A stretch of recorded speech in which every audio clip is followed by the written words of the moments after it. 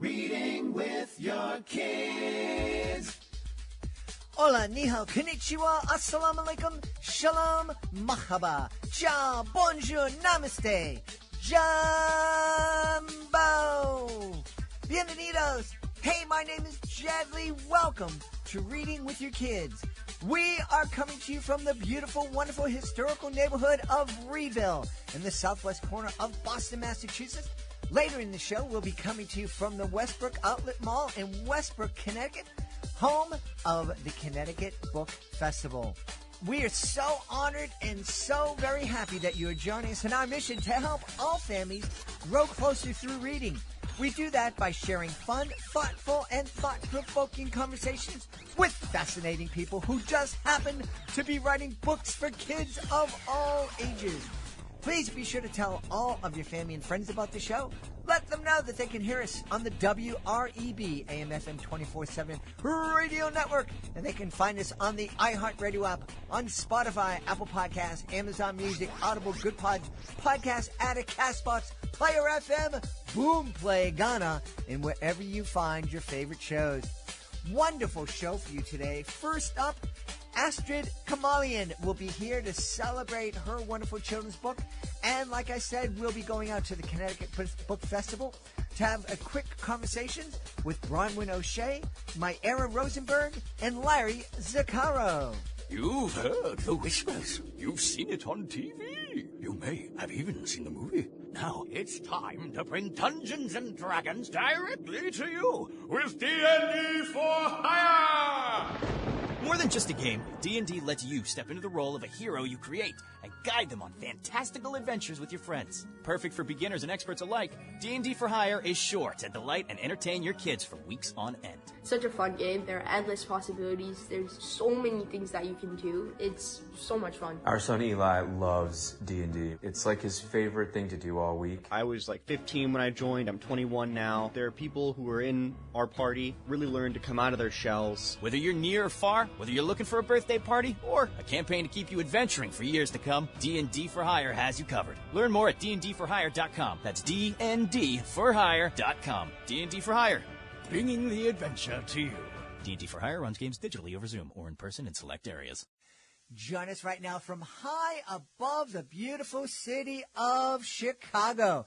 Our guest is here today to celebrate her brand new picture book. Is called Babo, A Tale of Armenian Rug Washing Day. Please welcome to the show, Astrid Kamalyan. Hey, Astrid, how are you? Hi, Jed. I'm doing great. How are you? I'm wonderful. I'm really fascinated by the title of your book. I didn't know there was an Armenian Rug Washing Day. Yeah, it's not a holiday that has a specific date. It's just a family thing that people do. Once or twice a year in the summer, we wash the rugs with soap and water. And sometimes we didn't do that in my family. Some people wash their rugs with snow in the winter. So that's an interesting thing that we do. And it's always a lot of fun. There are no rules. And it's a wonderful opportunity for grown-ups to spend time with their kids without having to police anything or make sure that you don't break the rules. It's just pure fun. It's just joy. So, I would never have associated rug washing with fun. We have that image of old timey United States where you'd throw your rug over a clothesline and then you'd beat the rug with a broom. And I guess that could be fun, especially if you get your friend caught up in the rug. But I digress. But what a neat way for families to come together. I mean, it has water, it has soap, lots of sun, lots of freedom, and it's slippery. So what could go wrong? Exactly. What could go wrong? Everything. And that's the fun of it. No rules. I don't know a single family and a single parent who read the book and didn't say, oh my God, that was one of the favorite things we did as kids. Probably, I don't know, we didn't have a very entertaining childhood like our kids do today. I don't know if that's playing a role, but everybody enjoyed that. Well, the other thing that you mentioned in your notes is that when you were growing up in Armenia, it was a time of war. Yes. So when I went to school, the first grade, it was the post-war Armenia. And we didn't have adequate electricity, gas, or water. They would give it sometimes by the hour. Let's say 1 hour in 24, we would have electricity. And our mothers had to heat the water because there was no running hot water. If we had water at the time, they had to heat the water and do the laundry by hands. It was very difficult times. But I and many people in my generation remember this time as a happy childhood because I think that has to do with the Armenian family and the way our communities work. We really support each other. There is a lot of love. There is a lot of acceptance and just jumping on to help someone versus trying to judge without taking it. Of course, there's sometimes judgment too, but you always take action. And I think we also have this thing where the physical distance that we take with people is much smaller than they do in the U.S. Mm-hmm. And that's telling, right? You come into somebody's personal space. When you're in Armenia, people will be coming to your personal space. For them, that's not personal space yet. We're really very tight-knit communities. As you were speaking, and those of you who are listening, you can't see. I mean, Astrid as she's talking about her childhood, and I'm imagining some people are listening and recoiling in horror, thinking that, it's this post-war situation, no heat, no electricity, no running water, many days. But Astrid is here recalling this with this giant, radiant smile.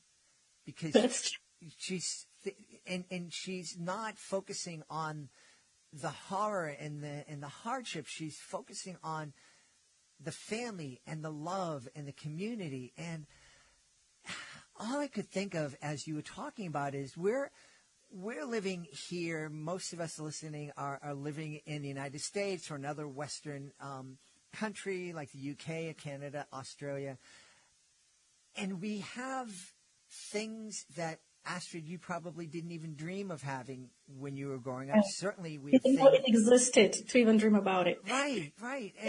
And yet here in the States, our kids seem miserable sometimes and are just focusing on the negative. And I wouldn't wish war on anybody, but it certainly seems like you had a better childhood than a lot of kids are thinking they're having today. When I say, so my bio and on my website said Astrid grew up in a happy family, and that's true, right? And when I start talking to people in my life, who live here about my childhood, I see I was surrounded with so much love that the physical aspects of our reality, they didn't matter. Mm-hmm. So a post-war situation, that's when we came back to Armenia right after the war. Or was it 94, right? Yeah. So my dad had a very successful business elsewhere. He decided to quit all of it just because he wanted us to go to an Armenian school in Armenia and for us to grow up Armenians. And we went from a lot of comfort into a post-war really tragic situation. So not only was it difficult physically, but it was with the contrast from what we came, and I didn't, we didn't care. We didn't feel, we were actually happier there in Armenia because it was, it was the community.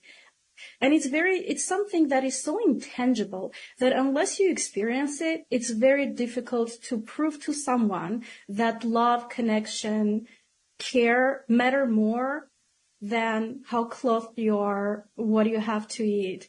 Because a lot of what we have here now living in America, truly, I didn't even know that level of comfort even existed. Mm-hmm. Mm-hmm. It just didn't exist there. Yeah.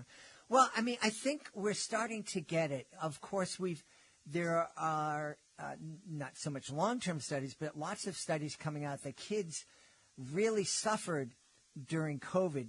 Not so much from the virus or the illness, but from the lack of connection, the lack of being with their friends and extended families, and being isolated in their rooms, and so I hope that as people are listening to this, they find ways to experience the love that you and your family experienced despite the hardships that you were suffering.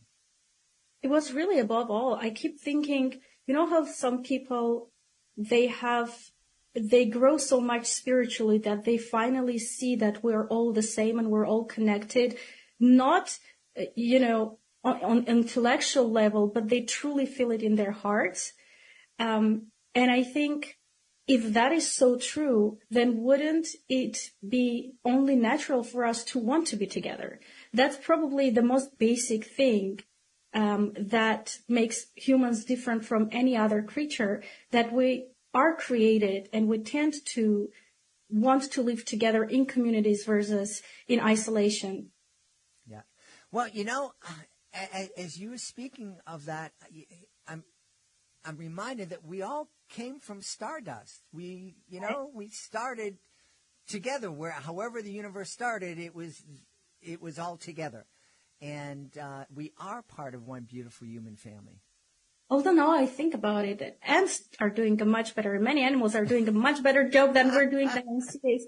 Like, seriously, I live now in Chicago, and I sometimes feel like this lonely princess in a tower, just because I know how good it can be. Mm-hmm. Now it feels like a lonely princess in a tower for me. All this beauty. Well, hopefully you're sharing a lot of this love and community through your book. The other thing I'm curious about, because I don't know a lot about Armenia. I do have some friends who are Armenian, but I know that not only the war that you came back to Armenian after. Wow, that wasn't even English. But you suffered a war. Armenia suffered a war during the 80s and 90s, and then there was a genocide earlier than that. And people have suffered so much, but you still have that sense of community and love and feeling that we're all part of one beautiful family. Well, there was a war in 2020. There was an attack in 2020 war, 21. While I was there, we're living there when we were attacked in 2021.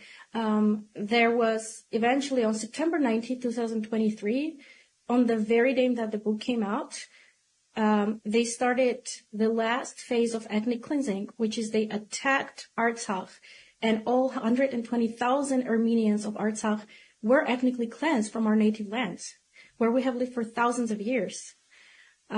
So at that moment, as creators, not just me, but a lot of my friends, were like, what are we even doing with our lives? We're creating these little books, little songs, little movies, while our thousands-year-old churches are being demolished and destroyed. Because that's what's going on right now. It's not just we had to leave our lands. Everything that we have ever created is being destroyed in Artsakh, also known as Nagorno-Karabakh. So, but then I started getting these emails from people. The book came on the darkest day of my life, and it gave me hope. And it made me think that it doesn't matter how dark it gets, you still have to be on the side of light, and you still have to bring as much light as you possibly can. And it took me going through a lot of pain to understand that, because I kept asking my dad when I was a kid, why did so many bad things happen? And why didn't we get more aggressive? Maybe if we were more aggressive as a nation, we would be better off now. And he said, you don't understand. Facing evil and not turning into evil is our greatest strength. I couldn't understand that as a child because, like, on a purely technical, side, it didn't make sense for me. Looking at the maps, etc. But going through all of that, now I know that it is the most important quality that you can get, to face something bad and really not turn into it and just keep giving the light. That's the only thing that keeps us going. That's what I think is the most important. I I agree with you. What a beautiful lesson to teach our kids. Yeah. So that evil cannot create more evil. It stops on you. Mm-hmm. Like, not me. Like, just turn around and go back. I'm not going to do the same. Right. And it's very applicable to any situation. Somebody bullies you, you don't have to turn into a bully. You know, somebody is being mean to you. You don't perpetuate that through your day with other people. And it's not so easy to do. Mm-hmm. The easiest is to continue the chain. Mm-hmm. Right? But much like evil has a ripple effect, the same is good. And I think the good has a greater ripple effect because I think people don't expect that, right? When you do some random act of kindness that nobody expected to a complete stranger, it creates this positive shock effect of wow, right? And it's so much stronger than just somebody trying to get their way because you kind of know that people might want to do that. Right. That wouldn't be as surprising. Right. That somebody's just being extremely generous to you. I'm excited. What else are you planning now that you've written A Tale of Armenian Rug Washing Day? Are there other cultures and customs from Armenia that you want to share through picture books? Oh, very much so. I have a book about another Armenian tradition, also very watery, a manuscript that I'm trying to pitch to different editors. Hopefully it will work out. If it won't, I've come to a place where I think everything that I do, I have to think about what's my purpose with what I do, right? And then what's the best means to do it. So you can always self-publish. That's the beauty of today. Mm-hmm. You can always self-publish and I think the more people from traditional publishing also utilize self-publishing, the more the traditional publishing will have to be flexible with their authors. Yeah. That's very important. You shouldn't look down at that option, I think, as an author. You should very much embrace the means that will help you reach your goals. Because I have a lot of readers who want my next Armenian book, not just next any book, but next Armenian book. Yeah. So we'll see how it goes with the traditional. But if it doesn't work out, I'm very relaxed. I'm like, yep, I have another way to go. Easy. That's so true. We are living in this age where authors and other creatives have a way to directly get their work out to their audiences, and that's exciting. We no longer have to get permission from a giant corporation or other kind of gatekeeper to share our story. And, as you were speaking, I think a lot of reasons we don't, that I wasn't aware of what's going on in Armenia right now is that we do have gatekeepers who choose what news gets out there. And this is the story of Armenia and the Armenian people needs to be told. Absolutely. And it's interesting how I always tell happy stories. In my other manuscripts, like there's humorous, etc. But as soon as people ask about the context is tragic. But there is a lot of beauty and love that's still coming from a tragic context. And when people hear all of that together, who we are, these happy people who love each other, what happened to us, these tragic stories, it's only then when they connect. So if they see only one or the other, that's still not a full picture. That's why it's so important to have all this diversity of voices, all these different books.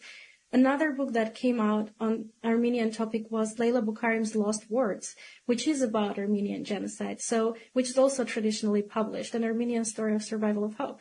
So now the young readers can see both sides of the same people, right? And I think there is so much beauty in it. And gatekeeping, I'm so grateful to my publisher and my editor, Karen Boss, who allow me to really be as authentic. I never felt for a second pressured to fit a narrative or an idea that anyone might have in their head. I never did. And that's so important for gatekeepers to not try to make you what they think you are or act like what they think you are. There is a movie, American Fiction, on this topic. Oh my God, it's brilliant. Yes. It's brilliant. I laughed so much watching this movie. It's I did too. I'll be honest with you. I'm not a big fan of the movies anymore. I used to be as a kid, but now I tend to fall asleep, and that makes my wife angry. But she, I get that with my husband. but we went to see American Fiction, which is based here in the Boston area, and I loved it. And I really laughed a particular part of my body off, and a lot of places, my wife is looking at me going, "What's so funny?" I'm like, "Well, if you hosted the podcast, you understand what's so funny." No, my husband, he's my greatest fan. I mean, and he got that movie. He got it. He's the one who is, he looks at the reviews and such. I'm like, leave this thing. Like, it is out in the world. It doesn't belong to me anymore. Just leave it. But he's a fanboy, which is actually, it's quite nice. That's wonderful. I'm really excited for you. There seems like to be so much that we can talk about, that a family can talk about as they're reading Babo, A Tale of Armenian Rug Washing Day. At the very least, we can sit down and talk to our kids about what our families did, the traditions that we did as a family in going out, and maybe even motivate some families to get out and wash the rugs together. I had some people who sent me videos of them washing rugs after they read the book. And that was hilarious. And also, it was like the greatest compliment. And especially families where, the guy married a non-Armenian woman, and he was like, "Oh my God, this is such an easy way to introduce her to our tradition, because it doesn't cost anything to do that. Mm-hmm. And it's very bonding, and people enjoy that. It's wonderful. I love it so much." That is wonderful. Hey, I'm just curious, what is, because I like to explore and learn new things, and I've learned a lot today, and I love to eat. So if I wanted to go to an Armenian restaurant, what would you suggest that I get? You know what? In LA, there is the first Michelin, do I pronounce it correctly? Yeah. Restaurant in America, Armenian restaurant in America, which is called Zhingalov Hats, which is an Artsakh dish. And Artsakh is where I am from, and that's the territory that has been ethnically cleansed from us. It's a flatbread with herbs. And I would suggest you try it there, specifically because it needs to be done well. Uh-huh. It has a ton of different herbs. It's vegan, so it's very diet friendly. One of my other favorite dishes is stolma, which is it's ground meat stuffed in herbs. Something that I cook for my kids all the time, and they still ask me for dumplings, which is kind of similar, but it has, it's in dal. And I love gathas and I love paklavas for dessert. So, these are my favorite dishes, but they're also, oh my God, there are so many things that I can't even imagine them loving it here, like hash, which is very thick, bone broth. You take the marrow bones, and it's very thick. You cook it for 9 hours, and you eat it with garlic. So delicious, but so specific. I'm not sure people will like it. I'm not sure if they serve it in Armenian restaurants here. Okay. Well, we'll have to check that out. And we also have to check out spots where we can find out more about you and more about your book. So where should we go? Well, I have a website. I'm active on my Instagram, Astrid Kamalyan, and the website is at astridkamalyan.com. Feel free to ping me. That's about it. All right. And if folks wanted to get out there and wash their rugs and send you pictures or videos of it, they can check you out on Instagram and share it? Oh, absolutely do. And I'm not going to send your pictures anywhere. So if you want me to share, I will, but I never share anything that people send me because I respect everybody's privacy. But I get a lot of those pictures. I get a lot of pictures of, families reading the book with kids, families sitting on the rugs reading the book with kids. So all of that. Yeah. And I love that. That's wonderful. Well, we've had a great time speaking to the author of Babo, A Tale of Armenian Rug Washing Day. Our guest has been Astrid Kamalyan. Astrid, thank you so very much for being with us. Thank you, Jed, so much. It was such a pleasure talking to you. And thank you, everyone listening. I hope that Babo brings some of my grandmother. So Babo is based on my grandmother, actually. It means grandma in Armenian, who was the kindest. I hope it brings some of her light into everybody's homes.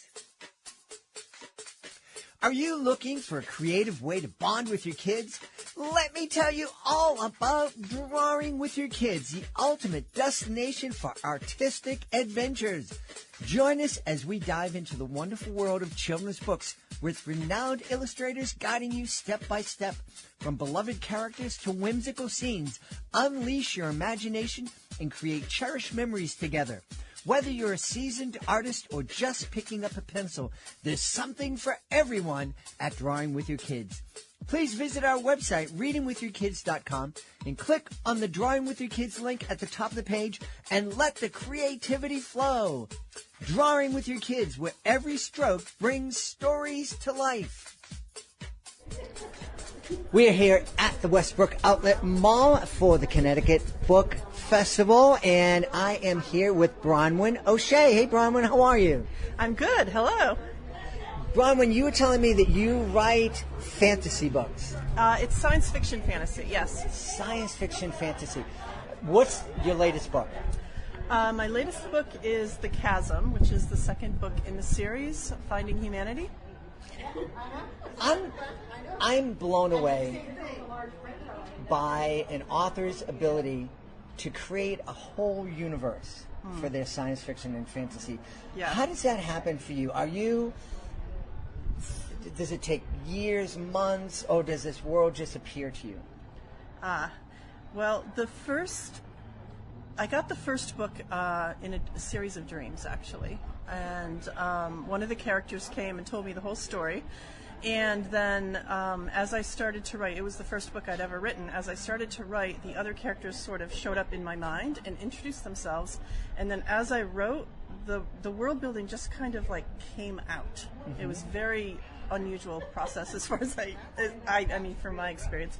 And then a lot of it just happened like when I was doing other things like cleaning the house or driving or something like that. I would just like kind of in my head think, I wonder how this works in that world, and it would just kind of pop into my head, and then I'd play around with it a bit, and then the next time I wrote, there it was. So yeah. Now, when these things are popping into your head and you're vacuuming or you're cleaning the dishes, do you have to stop everything and write down a note? No, not Stays at all. with you. Yeah, I know a lot of people do notes constantly. I find that I have an amazing memory for anything to do with my book world. Okay. Ask me, to remember somebody's name, forget it. But if it's a character's name, I'm good. So. Well, let's talk about the character in the Chasm. Who are we going to meet? So in the Chasm, there's 5 points of view. So there's humans. It's a future ice age, and humans have been living underground for centuries. When they come up to the surface, they find out that aliens are on the surface, and the aliens are the star beings. So there's a cast of humans and star beings. So they're humans. There's 18-year-old Bleu, who is trying to save his younger sister who's sick. And then there's Commander Savas, who is in charge of the expeditions to the surface, and he hates the star beings and will do whatever he can to save humanity because he's convinced they are tricking them all, and they're actually very dangerous. And then there's Etsushi, who is 15 years old, who kind of gets wrapped up in it because of his teacher, Educator Garrick, and he ends up befriending another point of view that's a star being, Kahali. And Kahali is very much like a dancer, drummer, free-loving spirit until he meets the humans, and the humans sort of wreck him because he believes that everything can be beautiful and love is the most powerful thing in the universe until he meets the humans and they show up with their guns and kind of destroy his life. The other star being that has a point of view is Rana, who's 16, and she is trying to prove that she is capable of enlightenment. And so she's always trying to prove that she's better than her parents who did not reach that state. Nobody knows why. They kind of died when she was young. And one of the ways that she tries to prove it is to contact the humans, and it does not go well. So, yeah. So there's a bunch of different intertwining stories. They all, like, the humans all know each other, the star beings all know each other. They all get to know each other throughout the story. You know, it sounds like a great story a great book to co-read with your kids, and have those conversations. I think especially now where our society seems to becoming so tribal and unable to see things from a different perspective. I think that this is a great way just to talk about the fact, well, you know, people do have different experiences. They see the world in different ways for different reasons. And maybe if we try to put ourselves in their shoes, see the world from their perspective, we might be able to get along a little bit better. Yeah, that's one of the reasons I wrote it in so many different points of view, is because I really wanted to show that an event will happen, and the way the humans interpret it are very different than what the star beings interpret, because they are looking at the world so completely differently. Everything is non-violent and peaceful, and everything is harmonious among the star beings. And the humans are very much like, you know, you are on our planet, we need to take care of this land. Everything just becomes very differently seen by both sides. Wow.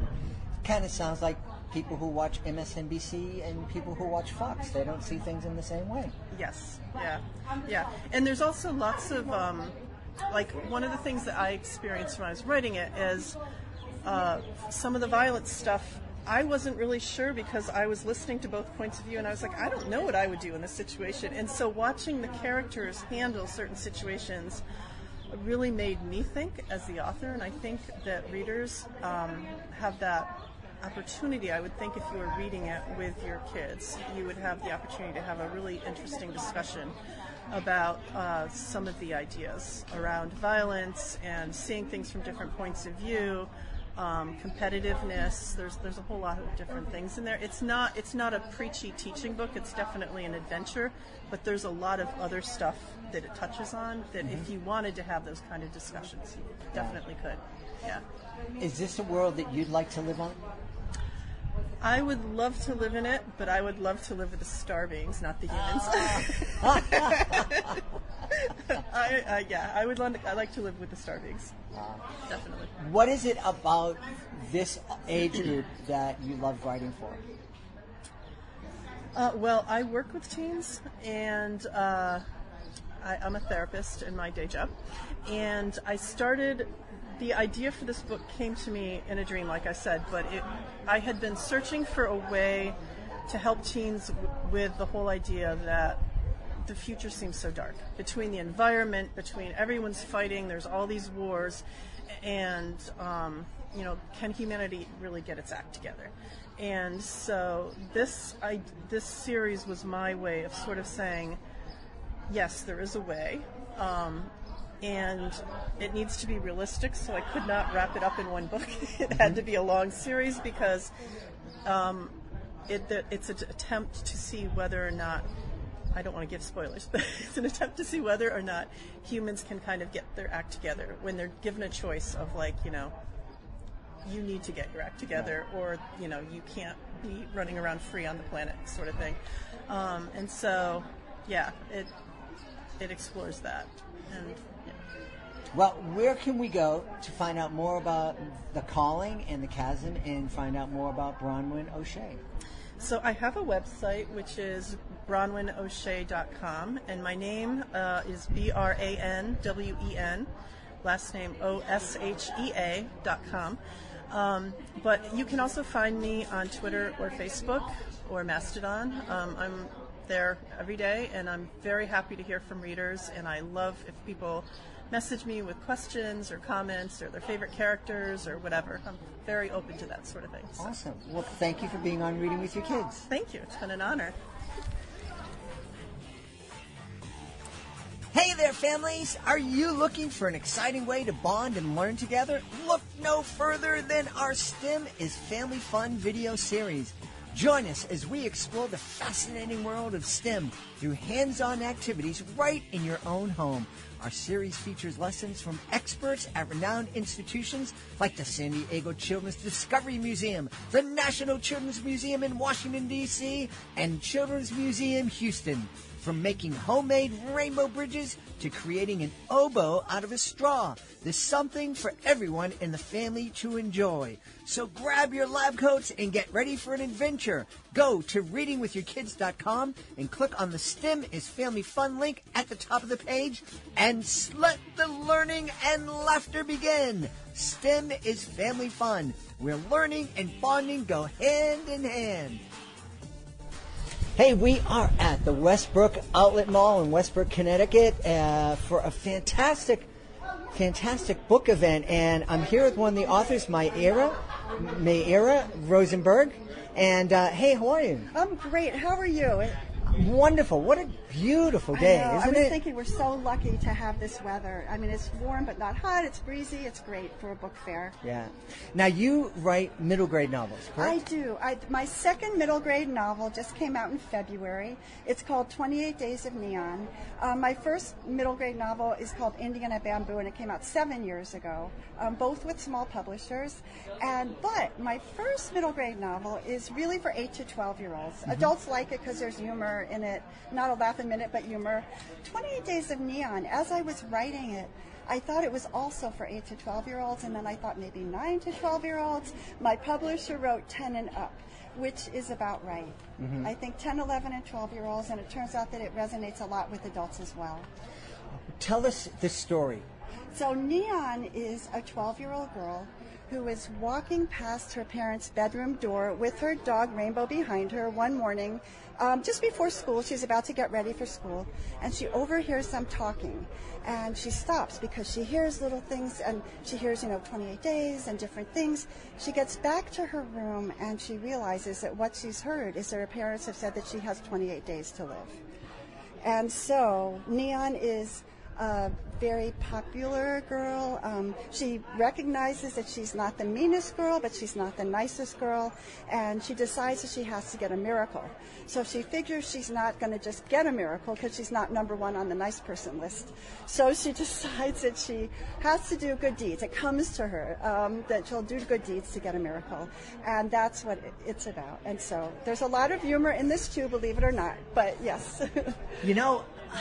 I'm imagining there are some people out there with young kids thinking, why do I want my 10-year-old to be reading a book about a girl who's going to die in a month? But the reality is that happens. I mean, my kids, 2 of their peers passed away at very young ages. And they both kids dealt with it in very different ways, almost polar opposite ways. Oh, that's so interesting. Yeah, it really was. And it was about the same time. And one of them was all about, hey, I'm going to enjoy every moment that I have, and was filled with grace. I remember at her funeral, she wrote a note for her dad to read, just saying, I love you all, thank you for everything. The other girl, understandably, was angry. And that was that she spent the last few months of her life being very angry and pushing people away.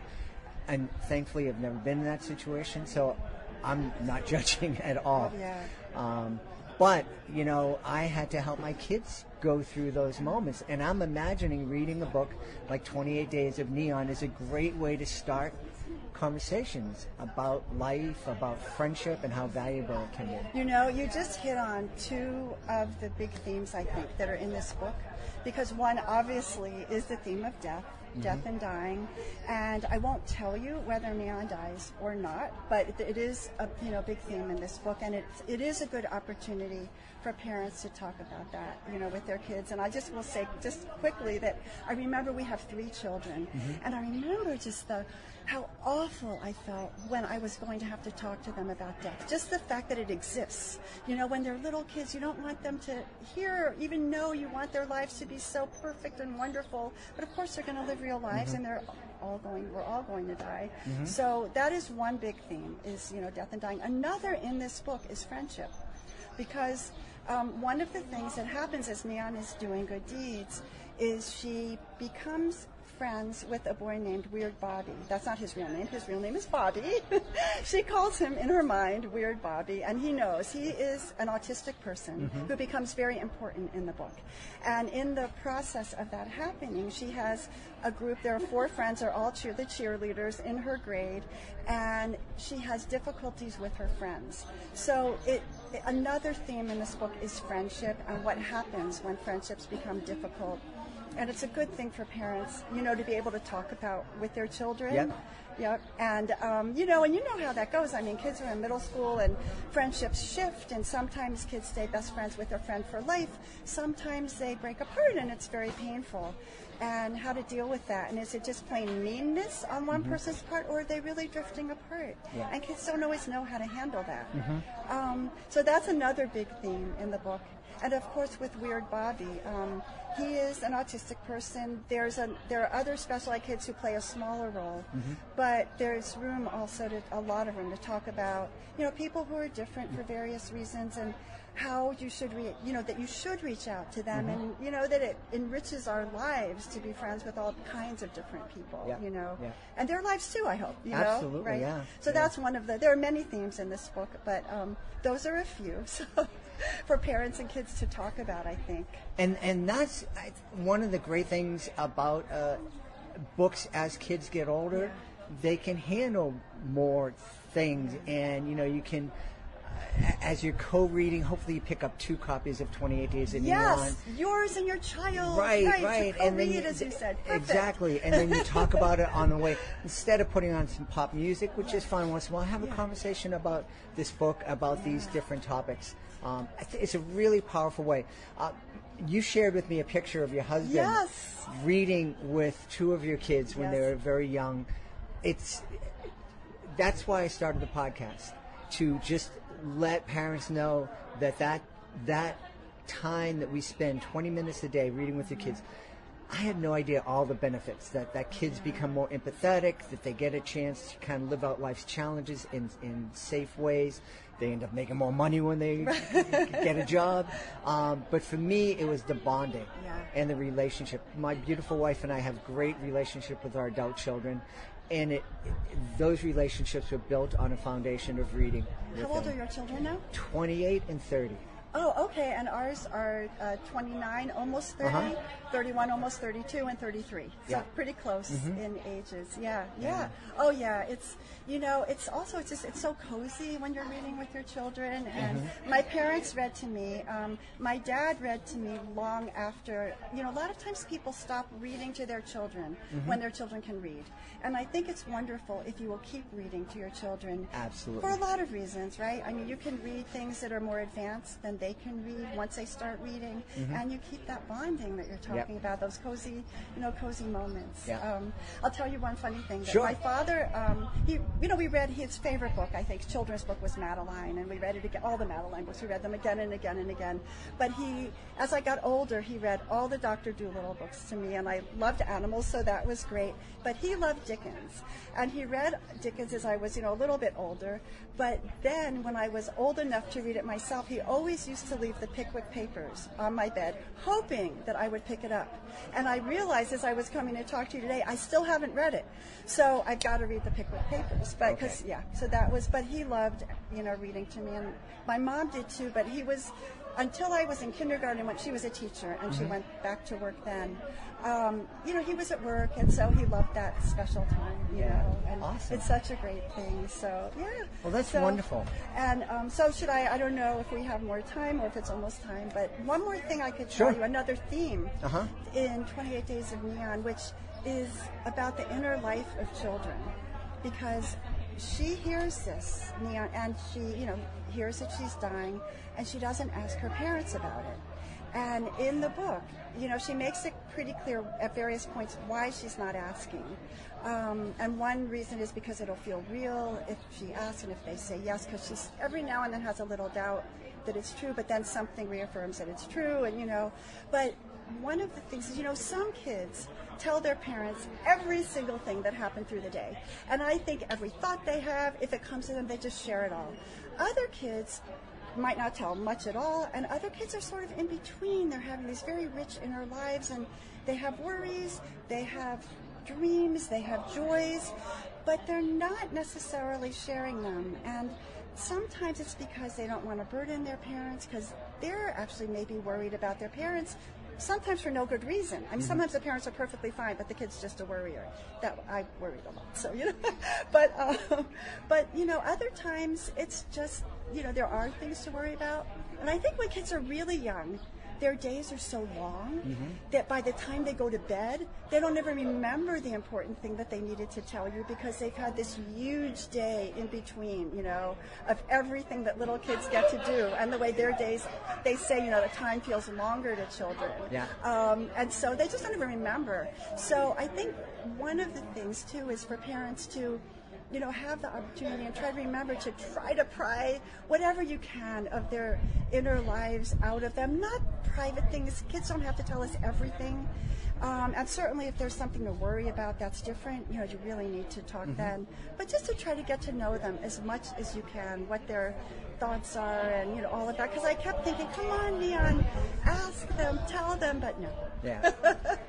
We should tell everybody where they can go to find out more about you and 28 Days in Neon. So, well, I do have a website, which is my name. It's www.Meira, M-E-I-R-A, Rosenberg, that's B-E-R-G, Rosenberg.com.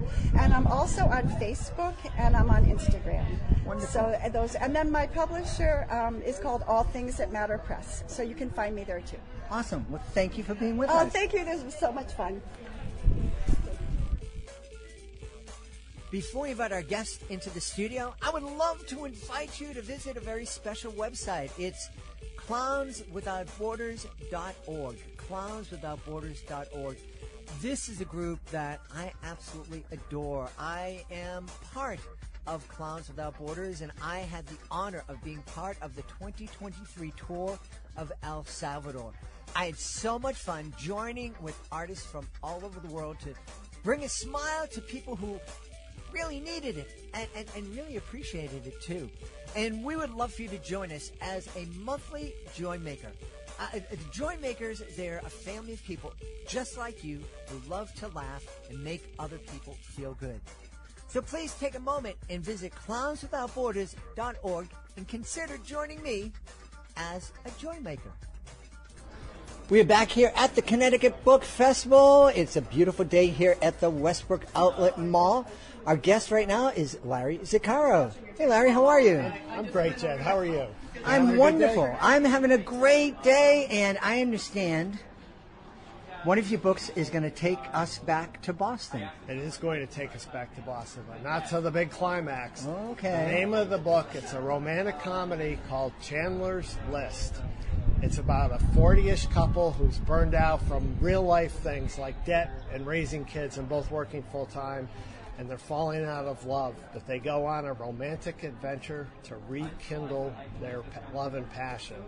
Now, the name of the book is Chandler's List, and the whole key is the list, what they do with each list item. And I won't tell you the spoiler, okay, but so I will tell you the big climactic scene takes place on the Green Monster at Fenway Park. On the Green Monster at Fenway Park. So I'm guessing that's one of their lists, one of their bucket items. It is. It's the climax, the prime, the final, the grand finale of their list items. So there's a lot of other ones like the beaches of Cape Cod, the Mystic Seaport, the USS Nautilus, the first nuclear submarine, which they all accomplished throughout the story. Yeah. I won't tell you what the list is, but maybe if you think about it, you could probably figure out what it is. Sounds like your book's going to take us all over New England. It will, actually. The first list item takes place at L.L. Bean in Maine, and it goes from there. Awesome. So what inspired this rom-com? I probably shouldn't tell you. Uh-oh. Maybe there's a few things in it that are autobiographical, but okay. You'll just have to read it and find out. Okay. So it is called Chandler's List. I have it, of course, at my table here in Westbrook, but it is available on Amazon.com. And I should mention that I have adapted that to a movie script. And a company called Voyage Media now has that script, and I've entered into a 2-year agreement with them. They're trying to shop it to major studios Congratulations. in Hollywood. And so far, just a few no's from studios like Netflix and Lionsgate and some others that I've even heard of. But no yeses yet. Well, one of the things we've talked about here on the show is that it takes 100 or 200 no's before you get that yes. Yes. So I've gotten a few no's, so I'm still waiting for that first yes. All right. But the book is out. I've written it, and it's available for it's just a fun, romantic ride with it's borderline adult content, but not for kids, but nothing graphic. Okay, so we're looking at that YA age group? Yes. Yes. Okay. All right. Did you always aspire to be an author, or is this something that's come later in life? My first story that I ever wrote was when I was 6 years old. I wrote a long, multi-squared comic, basically a story with two boys named Tom and Larry, and it has robots and a helicopter crash and dinosaurs, and I still have that 60-year-old comic that I wrote with a pencil when I was a kid. So I guess the answer to your question is yes. I've always been fascinated by storytelling and telling stories. Did well in creative writing in school, took it in college, wrote my first novel more than 20 years ago, and I've written now 3 novels and 3 children's books. One, my latest children's book was just released yesterday. It just went live on Amazon. Well, we should probably talk about that. So that book that just went live on Amazon is called Crumbs, the Unauthorized Biography. So, yes, it is tongue-in-cheek humor. That book is based on a story that my little brother wrote when he was about 8 years old about just all these uses and sources of crumbs, the food source. Interesting. So I took that idea and expanded it, and it has big, bright, colorful pictures of food mostly, but other things as well. And each picture and each theme in it is based on something that has crumbs in it or uses for crumbs, like feeding birds or feeding fish. All right. So, but the whole key to that is it has big, bright pictures that it's great to read to toddlers, young kids. Wonderful. And that's just out yesterday on Amazon. Congratulations for that. Thanks. Where can we go to find out more about your books and more about you? I have an author's page on Amazon.com. My last name is Zaccaro, Zaccaro. All my children's books, Amy and Yorka is one, Auntie Winty and the Plopes is another one. And I have another thought-provoking novel called Convergent, which has some science fiction and is a thought-provoking thriller with some far-reaching ideas embedded in the story. Those are all available on Amazon and linked to my author's page there. Wonderful. Well, thank you so much for being on Reading with Your Kids. Thank you so much for having me. Thanks. We hope you've enjoyed this episode of Reading with Your Kids and will join us for the next exciting episode of the show. Until then, we would love for you to connect with us on social media, facebook.com/readingwithyourkids, at Reading with Your Kids on Instagram and TikTok, and at Jedley Magic on Twitter. Also, please be sure to check out our website, readingwithyourkids.com, and our YouTube channel, youtube.com/readingwithyourkids. I want to thank the folks who made today's show so wonderful. Of course, we're going to start by thanking our guests, Astrid Kamalyan, Branwen O'Shea, Meira Rosenberg, and Larry Zaccaro. I want to thank my amazing team, Fatima Khan, Rory Grady, Chris Doherty, Judy Hu. I want to thank my beautiful wife for all of her support, but most of all, we all want to thank you. Thank you for taking the time to listen to the show, and thank you so much for taking the time to make the world a better place by reading with your kids.